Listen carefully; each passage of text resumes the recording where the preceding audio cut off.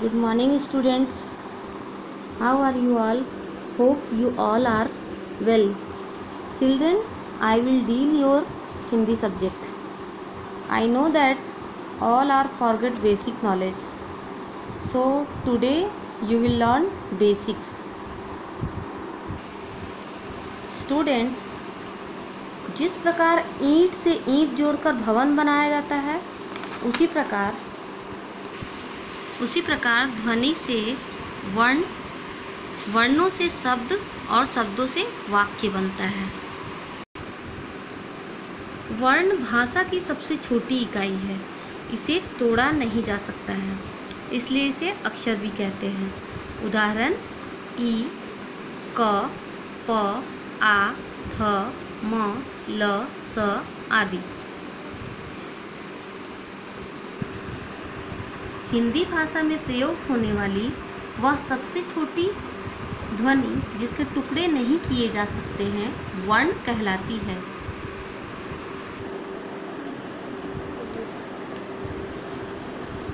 देखिए, वर्णमाला।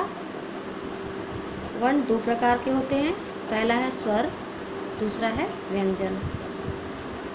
स्वर देखिए, हिंदी में स्वर 11 है। स्वरों का उच्चारण बिना किसी वर्ण की सहायता से किया जाता है।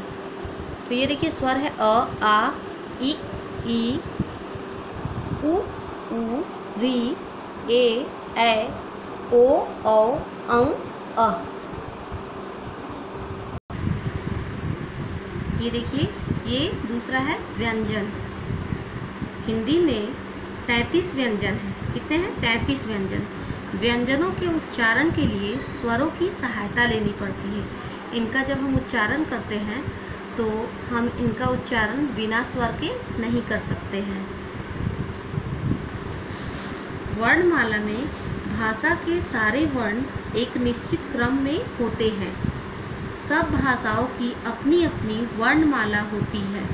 हिंदी की वर्णमाला में 2 प्रकार के वर्ण हैं, एक स्वर होता है और एक व्यंजन, जो कि आपको मैं बता चुकी हूँ।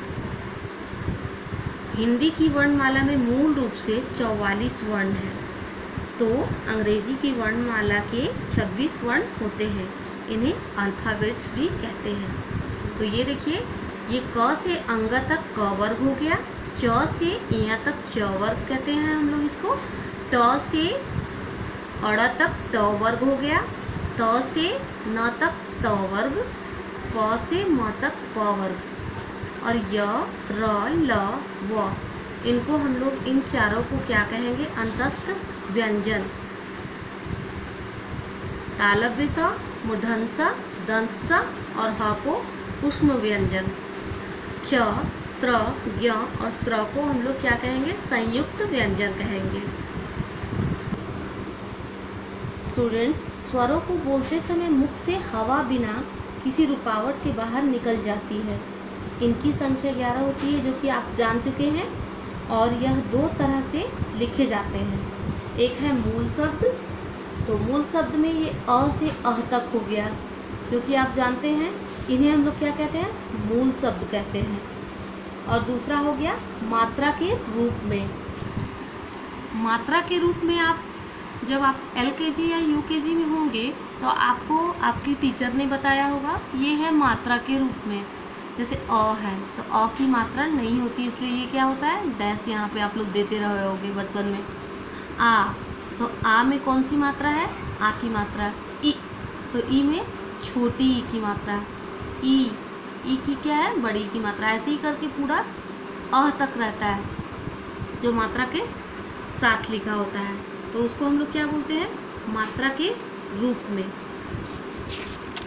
जब भी आप लोग प्रोनाउंस करते हैं स्टूडेंट, तो ये ध्यान रखेंगे कि कैसे हम लोग स्वर वर्ण का उच्चारण करते हैं। अ, आ, इसको क्या बोलेंगे? बहुत बच्चे बोलते हैं इसको छोटी बड़ी, बट इसको क्या बोलना चाहिए?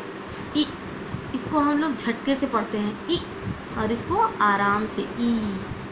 और ये छोटा ऊ को आप लोग जो छोटा ऊ बोलते हैं, इसको बड़ा ऊ, तो इसको हम लोग क्या बोलते हैं? उ, ऊ। उदाहरण के तौर पे जैसे देखिए, अगर इस मात्रा ये जो छोटी ई आप लोग कहते हैं, इसके मात्रा को अगर हम लोग लिखेंगे तो देखिए इसका प्रोनाउंस कैसे होगा। जैसे मान लीजिए किसान लिखा हुआ है, तो किसान को हम लोग आराम से तो नहीं पढ़ेंगे, किसान ऐसे पढ़ेंगे ना, किसान। तो की लग रहा है ना आपको कि झटके से पढ़ा जा रहा है। और वही शरारती, तो शरारती ऐसे तो नहीं बोलेंगे हम लोग, शरारती। तो ये बड़ी ई की मात्रा है और ये छोटी ई की मात्रा, ठीक है। जो आपके शब्द में ही मैं आपको समझा रही हूँ, आप लोग इसको हमेशा छोटी ई और इसको बड़ी ई, जबकि ये ह्रस्व स्वर है, ये दीर्घ स्वर है, ठीक है। ह्रस्व का मतलब क्या होता है, छोटा, और दीर्घ का मतलब बड़ा। स्टूडेंट्स 3-4 पॉइंट्स हैं जो कि आप हमेशा अपने माइंड में सेट कर लोगे। मुख से निकली ध्वनियाँ ही भाषा बनती है। जिस ध्वनि के टुकड़े न हो सके वह वर्ण या अक्षर कहलाती है। वर्ण भाषा की सबसे छोटी इकाई होती है। वर्ण 2 तरह के होते हैं, पहला स्वर, दूसरा व्यंजन। व्यंजन स्वरों की सहायता से बोले जाते हैं। इनको जब आप बोलोगे तो क में क्या छुपा है, अ, ठीक है। ऐसे ही सब में कुछ न कुछ छुपा है, ख में अ, ठीक है। स्वर में किसी वर्ण की सहायता नहीं ली जाती है। जैसे इसका जब प्रोनाउंस आप लोग करोगे तो इसको देखोगे कि इसको बोलने के लिए किसी की सहायता की ज़रूरत नहीं है, ये स्वतंत्र होते हैं। 2 अलग अलग व्यंजनों को मिलाकर बने व्यंजन संयुक्त व्यंजन कहलाते हैं। तो ये रहा आप लोगों का बेसिक नॉलेज। नेक्स्ट क्लास में मैं आप लोगों को हिंदी रीडर या फिर हिंदी व्याकरण के चैप्टर्स को समझाऊंगी।